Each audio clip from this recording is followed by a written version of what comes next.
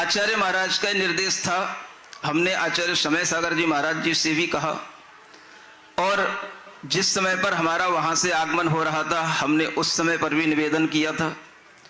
कल जब ये सब कार्य को करने की योजना कल ही बनी, परसों तक भी कुछ नहीं था जब यहाँ पर बाल संस्कार चल रहे थे, और कल सुबह सामायिक में न जाने कहां से मुझे यही मनोभाव आया, और उस समय पर इस मनोभाव को अभिव्यक्त करते हुए हमने सबसे पहले आचार्य श्री समय सागर जी महाराज से निवेदन किया और उनसे सलाह ली, परामर्श किया, और उसके बाद में इस कार्य को आज ये पूर्णता को प्राप्त कराया।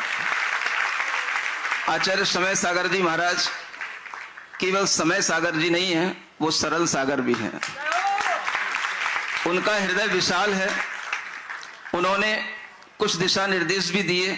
हमने कहा आप निश्चिंत रहें, हम आपके हैं और आपके ही रहेंगे।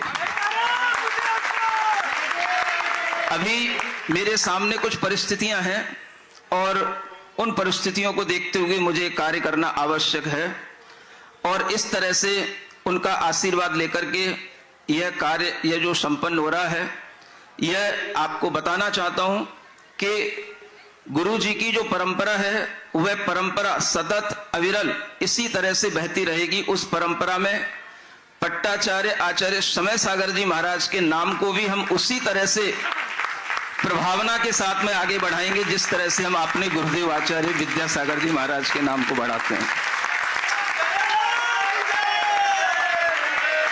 इस विषय में किसी के लिए कोई भी मन में किसी तरह का कोई भी मिलानता नहीं होनी चाहिए, कोई भी दुर्भाव नहीं होना चाहिए। और जिनको ये दुर्भाव आता है वो लोग तो बहुत छोटे से होते हैं जिनको कुछ भी नहीं आता।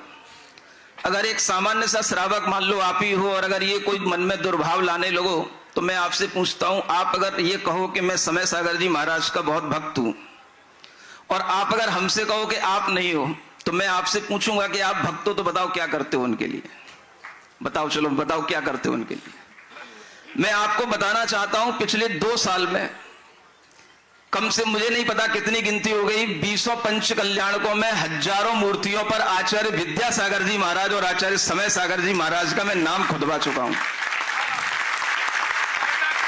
तुम क्या करोगे उसके? एक सामान्य ग्रस्त जब मुझसे आकर के कोई इस तरह का दुर्भाव रख करके मुझसे कोई बात करता है तो मैं उसको क्या उत्तर दूं? उत्तर तो मैं कभी पर्सनली किसी को देता ही नहीं हूं, बस जब ये माइक सामने होता तभी कुछ बोलने का भाव आता है। ये पुरानी आदत है हमारी।